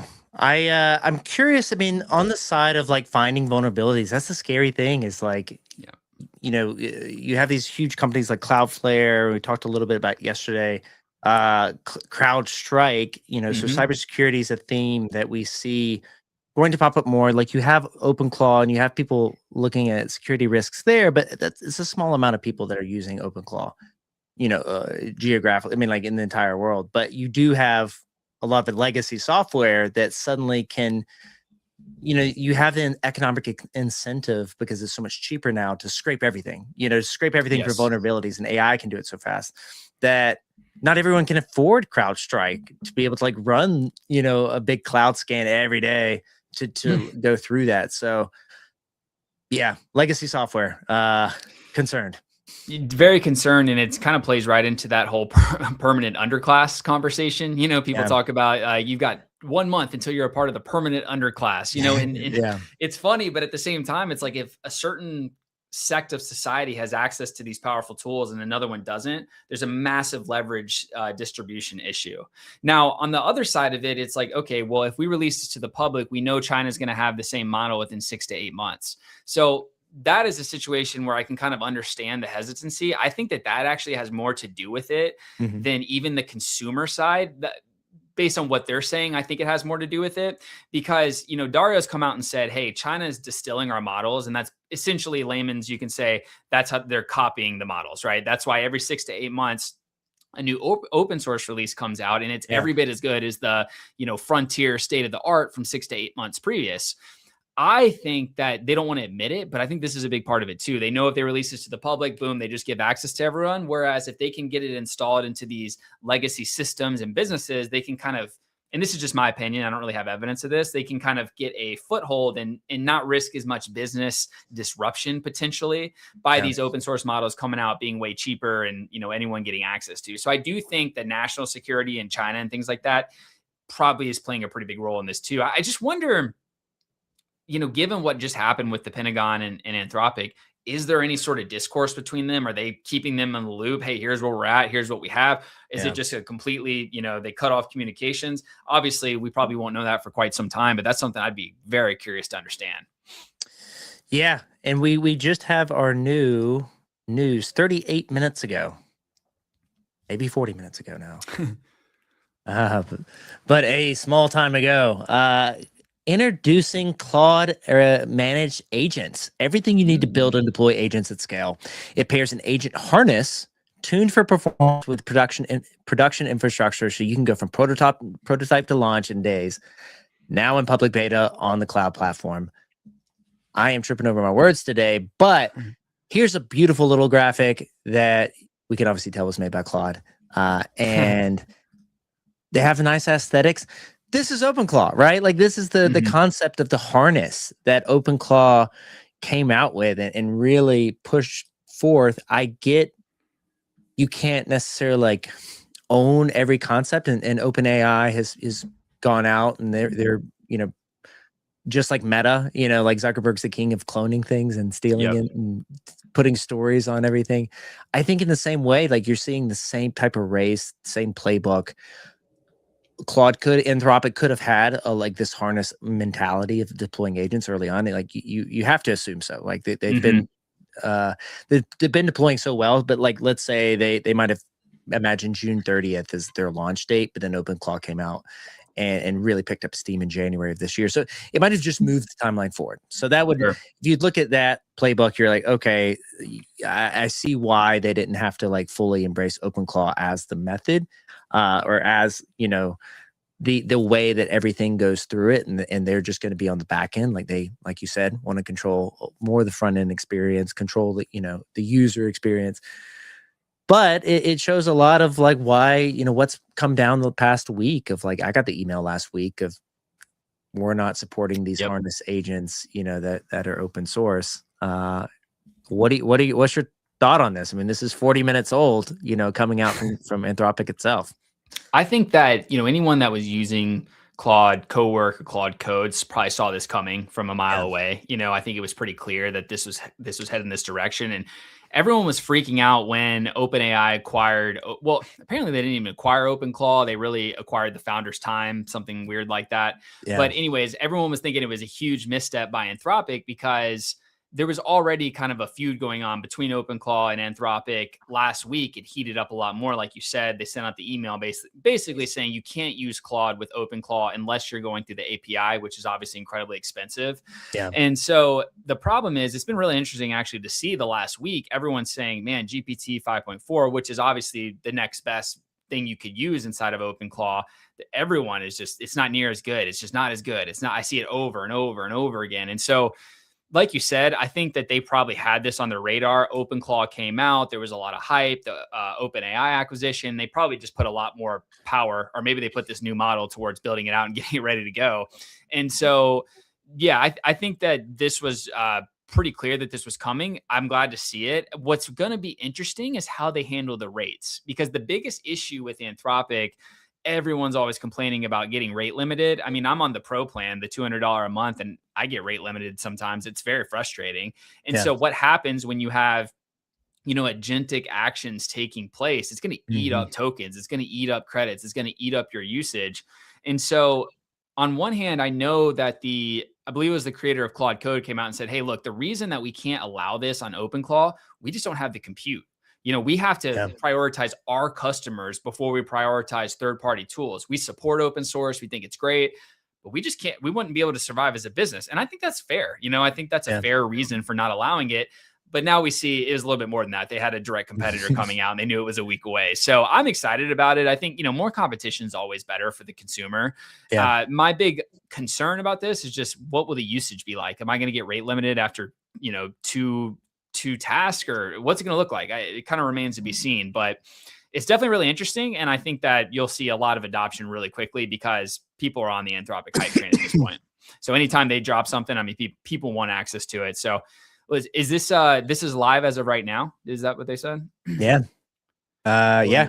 Available on beta. Yeah, cool. So I'm definitely going to dive into this right after this, but I think we saw it coming. It's just a matter of how I think it'll perform really well. I think Anthropic, Claude in general, is the best in the world at tool calling and tool use. I think that's something that's very, very clear. Even so, I also use ChatGPT Pro and I compare them all the time. And I'll just say, sometimes I just want to stress test them and see how little I can kind of guide them and how, can I get the right result? And so I'll go into each of them and I'll say the same thing. I did this yesterday. Hey, review my last 4 calls with company, review all my Slack messages with these people, and review my emails from the same context. Give me the output. Tell me what I need to know. Tell me what the next steps are. Claude literally will knock it out in like a minute. It's crazy. GPT, even on the pro tier, will just stop sometimes and it just won't answer me. And even if it does answer me, it does this annoying thing where it'll be like, can I open Granola to access your calls? I have to click yes. Can I open? And I'm just like, why am I having to, I've already connected. Why am I having to do this? So my point is Anthropic and Claude's incredible at tool calling and tool usage. So I'm pretty excited to see. I mean, I think it should be a very, very legit OpenClaw competitor.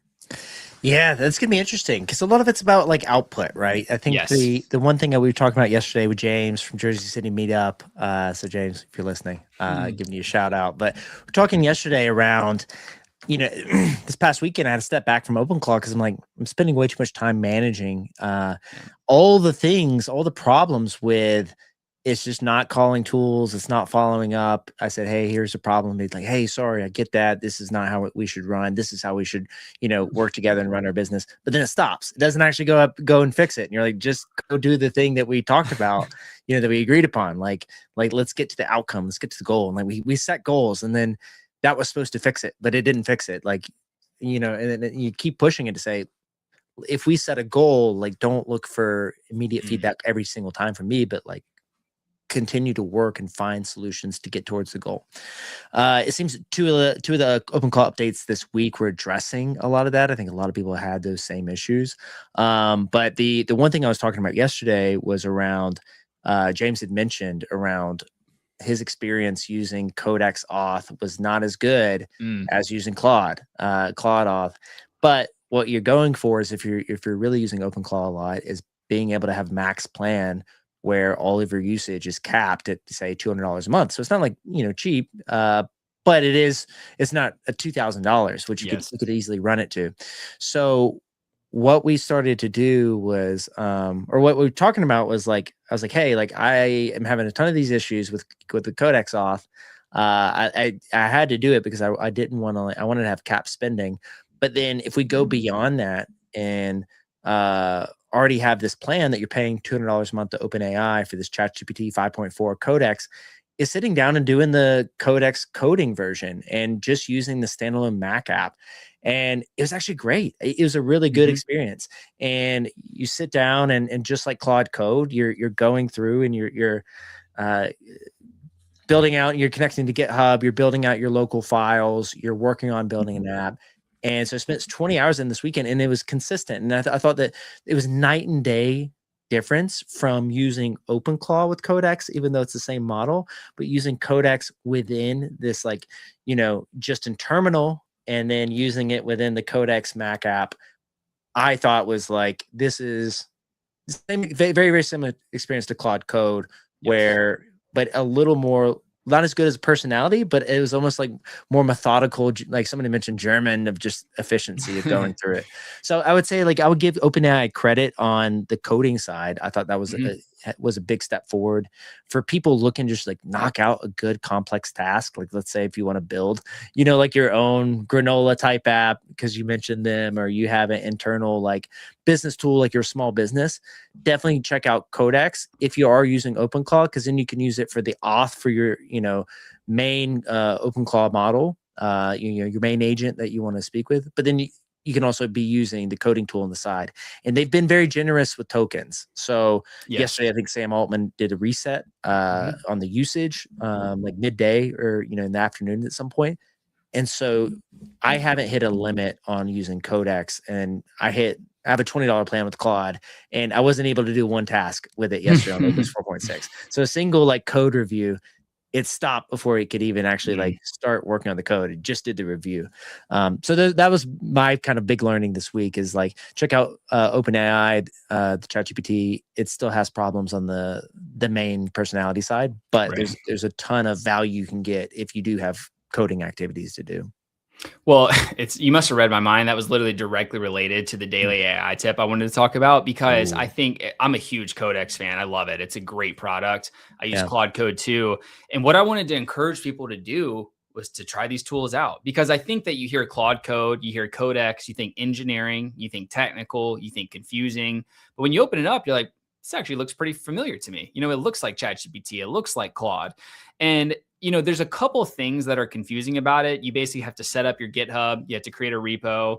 You need to connect a tool like Versal if you want to create a URL, but we can walk through that really quickly. It's quite simple. I mean, basically, so first things first, what I would recommend is when you're using a tool like Codex or Claude Code on the desktop app, that is, I mean, it's literally a chatbot, right? So you're chatting to it. You don't have to go into a terminal, which I think is the scariest thing for someone that's not an engineer. You don't have to figure all that out. You can just talk to it the way you would talk to a natural LLM. And, one thing that's really good, we touched on this last week, get the main tool to help you prompt the coding tool. So if you're using Claude Code, go to Claude. If you're using Codex, go to ChatGPT and say, hey, here's what I want to do. Here's the output I want.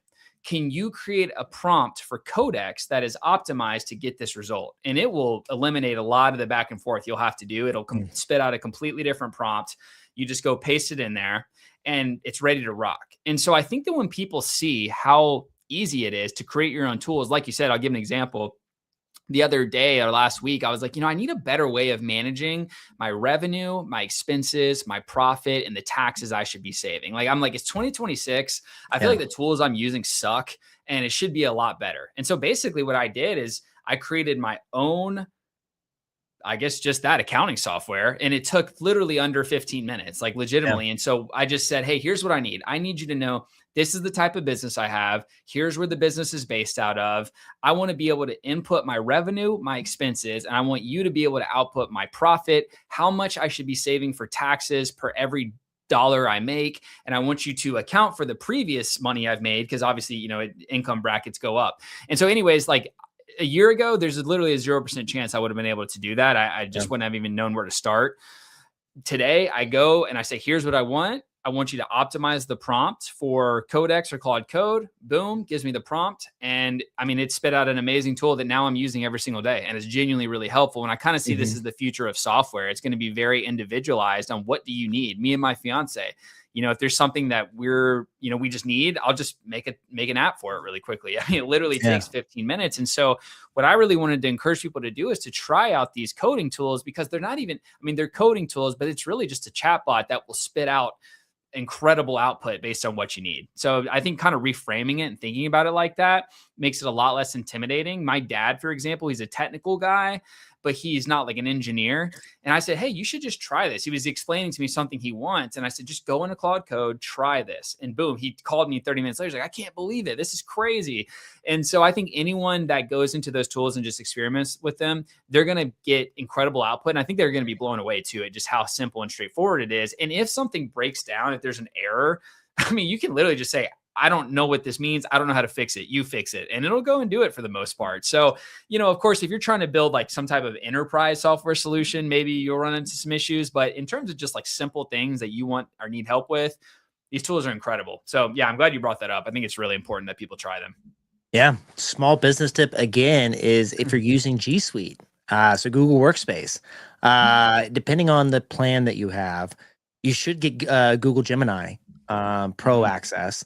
And I've been using that. So I was using Codex for the main coding tool this weekend, and then I also had like Claude Code to do some reviews. But again, like ran into those limits, even with a $20 play plan. Yep. And then also using for like so like let's say you're integrating on the back end like a different Postgres database, Versal or Vercel has like blobs, database for like images or larger files like video, if you have anything video tied into your app.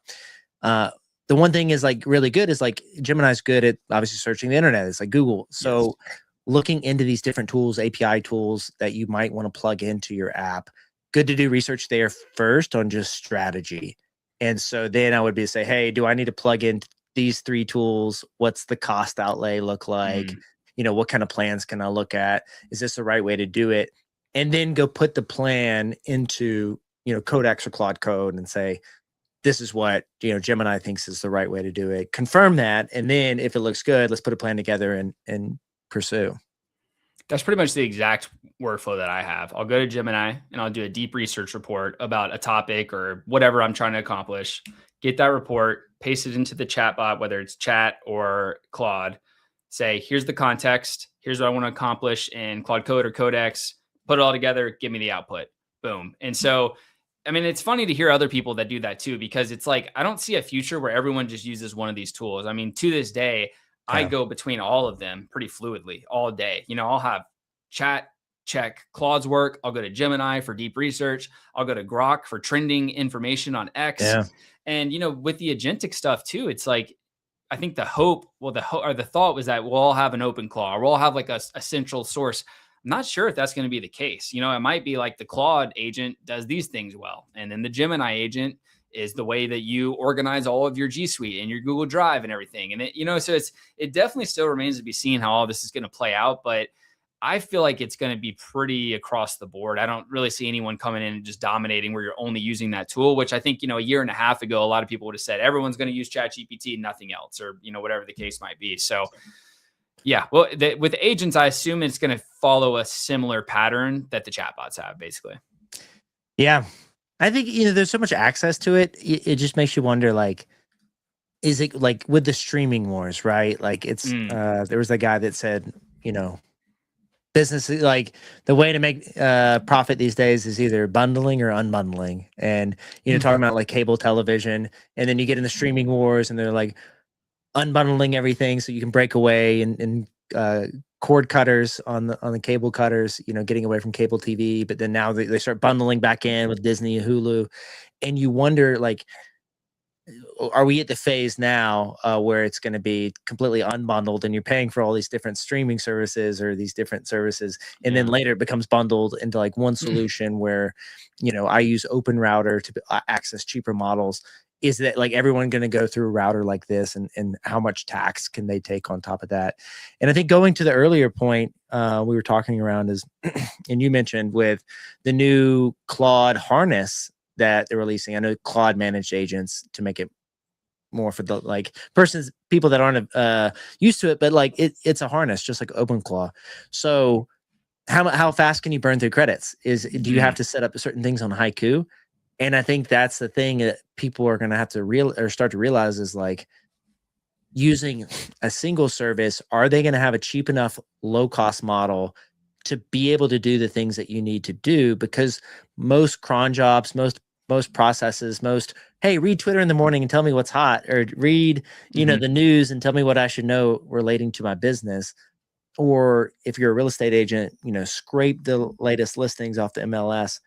Those need to be cheap models, or you're going to burn through, $200 a day or $20 a day. And it's it starts to get real expensive quick. So being able to like work with different models, open source allows you to reach that point. I just don't know how someone like Claude is going to let people do it, with the compute they have. Well, and that brings the question of how valuable are these labs, right? Because, ChatGPT or OpenAI and Anthropic are the 2 fastest growing companies of all time, I believe, or very close to it, if not. And if these open source tools are hot on their heels and they're way cheaper, how valuable are these companies actually? Are they worth $1 trillion or are they worth a quarter of that? I mean, I don't really know if we know the answer to that, because at one point when ChatGPT first released the pro level subscription, I believe it was when O3 was the main reasoning model. I think it was O3 Pro. So that was the first time where I tried something and was so blown away. I was like, I see a future where there's going to be people with access to high levels of compute and people with access to low levels of compute. And it's almost going to be like a class difference in society. Then open source really started accelerating. And I was like, maybe not. Maybe it's actually going to be a lot more equal than I was anticipating and expecting. And I think we're still kind of waiting to see what the actual answer to that is. The agents have completely added another element, another dynamic to that question and that debate. So I don't think anyone knows, to be honest with you. Every day it's like, okay, this open source thing came out and it's as good. And then, oh, wait, no, Anthropic just dropped Mythos. And, so it's like, I don't know when we'll get that answer, but it's going to be really interesting to see. I mean, because there's people that have invested billions of dollars into these companies and they have to be kind of sweating a little bit, just seeing how quickly the innovation catches up. But then at the same time, these labs are pumping out updates left and right. So it's impressive in itself. And man, it's very exciting from a consumer standpoint, because at the end of the day, we win, right? Like we have these, I mean, it's cutthroat and they're going very cutthroat. So we win at the end of the day. That's how I feel. Yeah. So moving ahead to Tesla full self-driving. Yep. I know you want to chat on this today. Tell us about it. I haven't even, I'm looking at Tesla from an investor standpoint, but I haven't stayed really up to date with the self-driving side. So, this is probably a very obvious statement to 99% of people, but Tesla is much more than a car company, right? They're an AI company, they're a robotics company, but I mean, they're really an AI company, and they were actually a pioneer in AI for that matter. The way that they've built out their self-driving is very different from someone like Waymo. They use a lot of AI heavy compute to be able to, navigate. They don't use any infrared sensors or anything like that. So it's a very different way of going about it. So just starting off with, Tesla is really an AI company at the end of the day, or at least part AI. Obviously, there's a lot of rumors they're going to merge with SpaceX and XAI. Wouldn't be surprised at all. They've announced the TerraFab, which is like kind of a 3-in-1 factory for all these different companies. But with that, so they are rolling out right now. I haven't gotten access to it. I have a Tesla. I haven't gotten access to this. It's 14.3. And so this is essentially just their update for full self-driving. What's interesting about this is a couple things about this. We are seeing giant, in not even Tesla side, Tesla, OpenAI, Anthropic, Gemini, we are seeing significant leaps without going to a round number.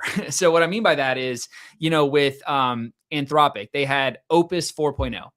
And then 4.5 came out and it was like a world shattering event, right? Yeah. Instead of 5.0. Whereas in the past, it was like you kind of had to make that full leap from version 1 to 2, from 2 to 3.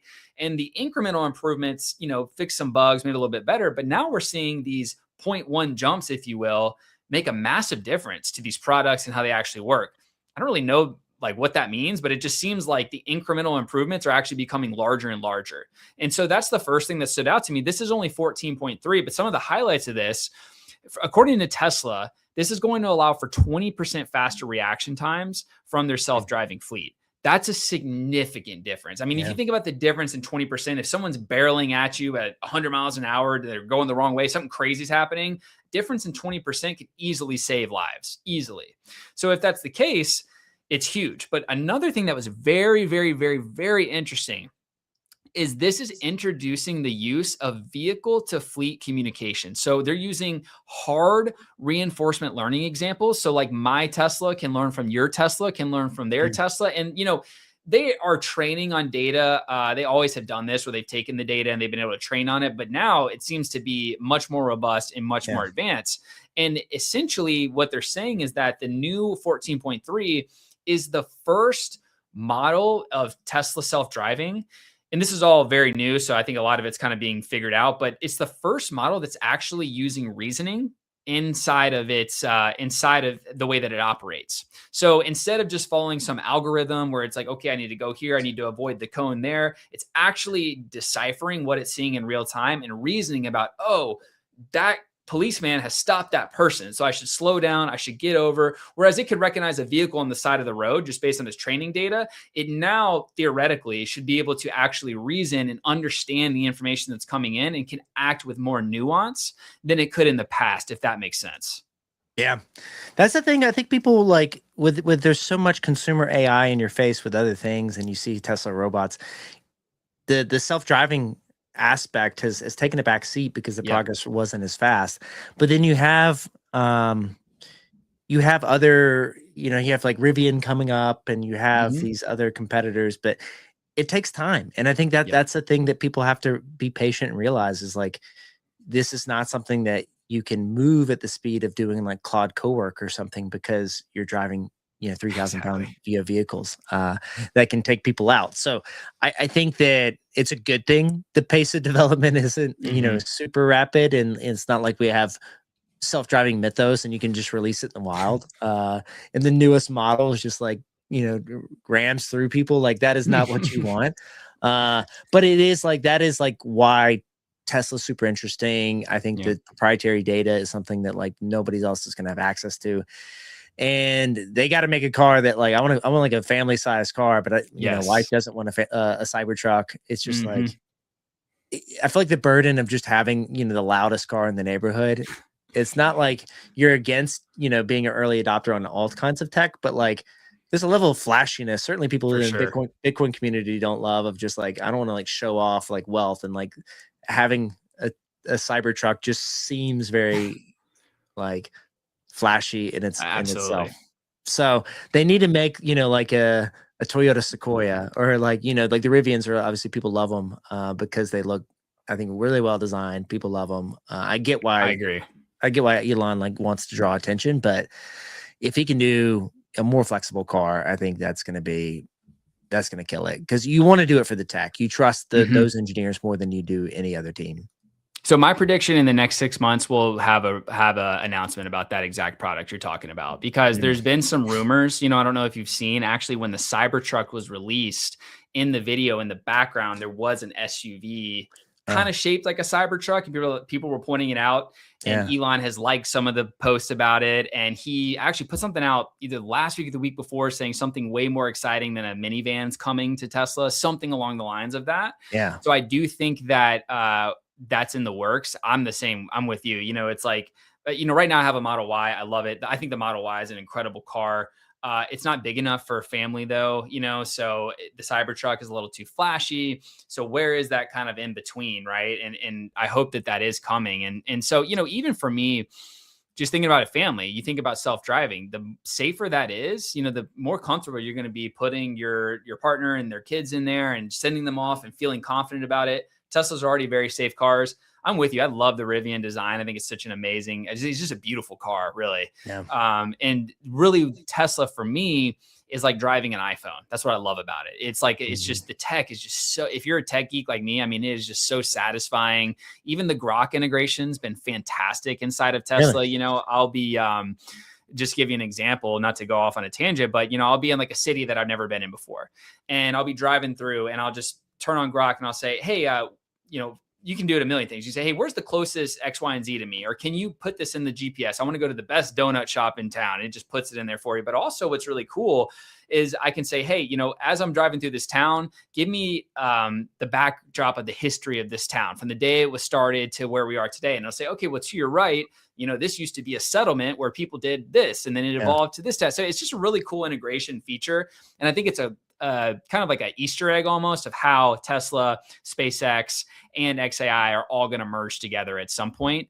Yeah. So yeah, with that said, I mean, really excited to try out 14.3. If it did nothing else but have 20% faster reaction time, that alone would be incredible and probably save millions of lives, in my opinion.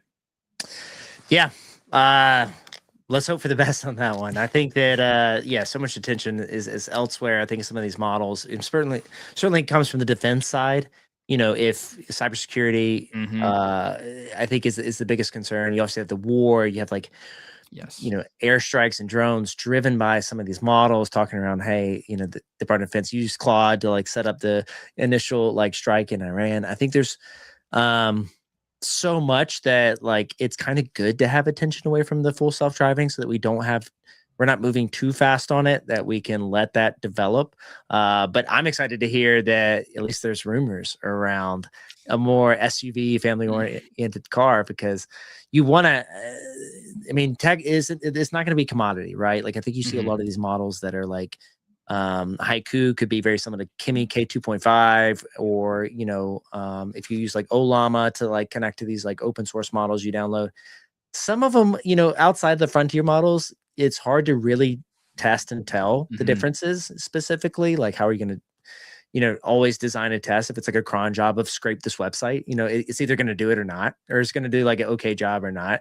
But most people aren't going to go through and test it. But with self-driving, you have to have a frontier model every time. You need to have like the best, Opus 4.6 running all the time, 24/7. And right now, if you ask Anthropic to do that, they don't have the money or the compute to make the commercialize that in a way that's cheap enough.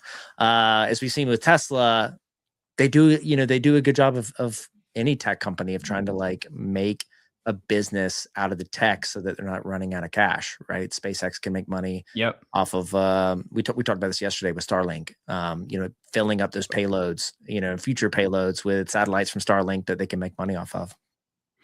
It'd also be interesting to see just on the kind of business strategy standpoint, will FSD ever be licensed? Will Toyota be able to use FSD in their products? I don't know. I have no idea, but that would seem to be a massive, massive revenue driver for Tesla. At the same time, it would allow other companies to have access to probably one of their moats, right? Which is that. However, I think that when you look at, NVIDIA has essentially released an open source version of Tesla FSD. I mean, I don't think it's quite as good, but I think it's pretty dang good for being open source.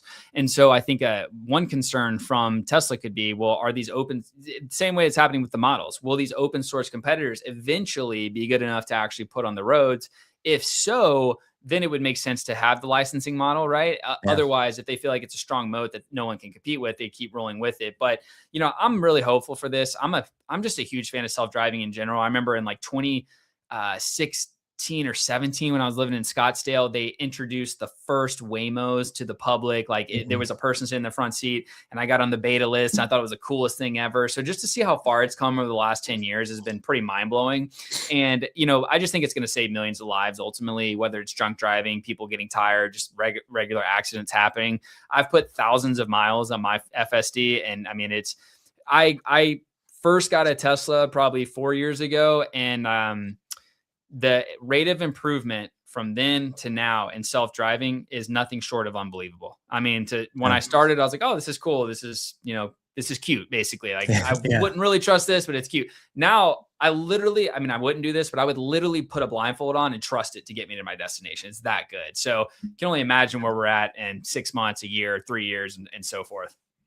Yeah. Speaking of drunk driving, we have the Masters this week, and will Tiger Woods play? I don't know. But he does need to get a full self-driving car. I'll say that. Like it's dicey down there in Florida. We're pulling up one of our sponsors predicts their market for who is the Masters winner. We created this market here at the Daily Stack. And right now we have 66 trades on it, which is, I'm happy with that. This is our first market created. It's a Bitcoin powered prediction market. And people are interested. My sister just pulled up to the Masters, and she goes every year, and I'm salty about it.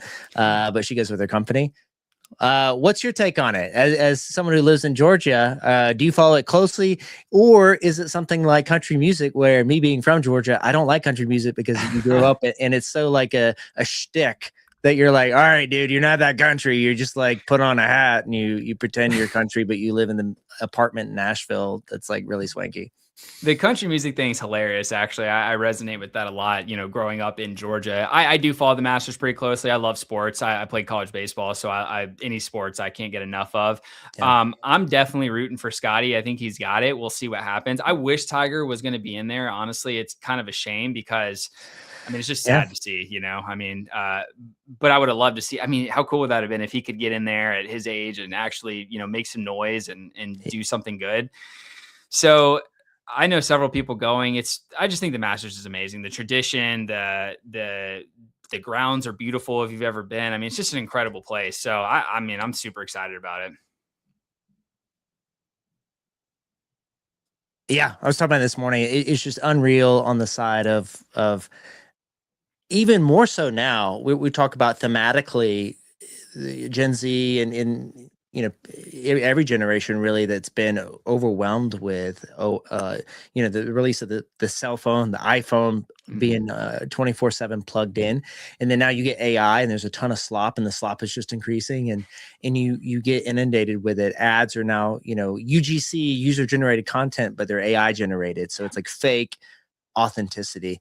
So I think the Masters is going to be become even more valuable in a spectacle because no cell phones are allowed. Like the scoreboards aren't electronic, so you can't see what's going on until they manually update the scoreboard. And I thought it was just such a cool experience to be able to walk around and you don't know what's going on. You don't know who's winning all the time. So you're not always plugged in with like the information overload, but you're enjoying walking the green grass and the trees and everything, enjoying the golf.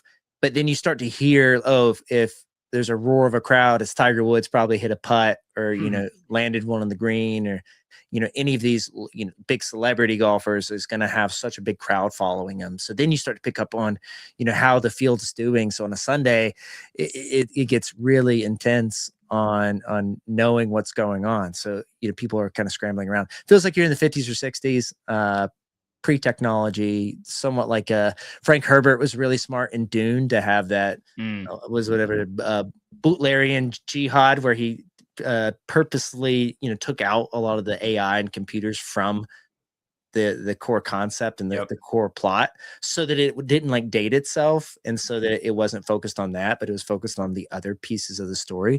So that made Dune great, and Dune has been, people say that now, oh, that's great that it wasn't, always focused on what computers are there. Same thing here. I think the Masters it does an amazing job of getting people out of the normal sports experience. Yeah, definitely. I mean, it's like the only time someone's in the present moment, not connected to some device, right? So I think that's actually going to be a trend moving forward. I see a lot of musicians doing that, where you can't or they lock your phone as it goes in. Yeah. Obviously, schools. I think we all craving that in today's world. We all want to just kind of disconnect some and just live in the present moment, but it's very hard to do. Yeah, I mean, this is the final AI tip is find your way to disconnect. Don't sleep on Corey Connors. Is that a pro golfer? I'm not in the game as much as I used to be on following golf. That's yeah, it is. And I think well, here's the thing. I think Scotty's got it. Yeah. But the favorite doesn't usually play out too well. So let's see what happens. But yeah, honestly, I kind of just got jealous as we were talking about that. I wish I could be in the present moment like that more. I just think about it. It's like, I'm even, not to derail us, but I'm so connected, so connected, AI, this and that. It's only becoming more and more. And so something like the Masters, that just traditional, the way that they have it set up, I hope we see more of that in society. Yeah. People are looking for it. I think in-person events, if you're in New York, come to our next Stack and Sip event in Upkey. We're trying to do them every month. Might even do one in Atlanta. Now that we don't have to fly back to Atlanta, get Sam involved. We'll do an open claw meetup. We'll sit down and go through that. Just want to rehash for the audience. Sam's AI tip for the day is, I'll let you repeat it. Yeah. So essentially, try out Claude Code or Codex. If you use ChatGPT, try Codex. If you use Claude, try Claude Code. The reason I say this is because once you see what happens when you use these tools and what it can actually create, it's going to unlock a world of creativity that will make your life better. If you have something just annoying in your life, a lot of times you can create something that will solve that problem. So I just want to empower you guys to just try it out. Even if you've never written one line of code in your life, I promise you it's going to be a lot more straightforward. If you ever have questions and it starts to, push back on you or get confusing, just go to this chatbot and ask it what to do, and it'll literally walk you right through it. So it's a lot easier than you think. And I think it will unlock a lot of creativity and utility for everyone. And I will follow up to the second part of that, which is part of what you said earlier, is use the normal chat function in Claude or ChatGPT, or use Gemini to formulate the best prompt you can to try to achieve what you want to achieve, and then put that in the coding tool was just like switching, flipping over to the other side of the pillow, and you're in the coding tool, because there is a plan mode, and you probably want to start on plan mode, but it's usually better. Let's say, especially if you're going to use like an expensive model like Opus, or you're using, ChatGPT 5.4 high or extra high, you don't want it to start coding immediately. You want to one-shot things. I think it's fun and cool, but like it's better when you're not going down a bad direction of building code that's not what you want. Like I do a ton of screenshots every day. So I do, pictures worth 1,000 words. So I'm always dropping in screenshots. But if you're in the coding tool, you don't want to drop in a screenshot, because it might just copy that screenshot exactly, instead of using that as a flavor enhancer of what you're trying to achieve. Yeah, that's a great tip. And literally the last thing I would say, you're going to need to set up a GitHub account. People can get intimidated by this. GitHub is Google Docs for code. It's not intimidating. It's literally just where your code lives in the cloud. Don't worry too much about it. It's actually pretty easy and straightforward. If you spend 20 minutes just going through it or watching a YouTube video, you'll be able to do it. So that's something you'll need to do if you want to use these tools. For the most part, don't let it scare you. Yeah. I was just using yesterday, figuring out the right process between GitHub accounts connected, it's installed in the command line, and then having, which is a good thing to think about, is don't be tied to one model. Don't be tied to like, oh, everything's downloaded into Claude. If you have GitHub, both and any AI tool that is decently advanced will be able to access the same, source of truth, which is going to be GitHub. And so they can both read the files. They could also see what the other AI has recently worked on in like a branch or, a fork of the code.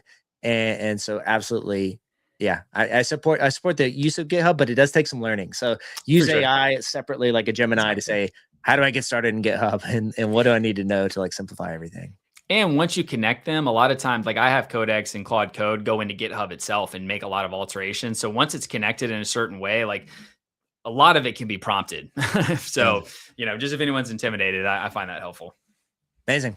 All right. So we're excited to get this going every week. Sam, thank you for coming on, and excited to have you more often. We want to make this like AI applicable for everyone. We've had a ton of interest in like in-person events and just talking through, all the changes coming with like Claude, Bethos. What should we run OpenClaw on? Are you dealing with the same, personality issues? So let us know, shoot us a DM or just let us know in the comments on what you guys want to see. And we'll come back with even better tips each week. Yep. It was a pleasure being here. Can't wait for next week. A lot of fun. Look forward to those suggestions and questions so we can keep it rolling. Sweet. All right. Thanks, everyone. See you guys.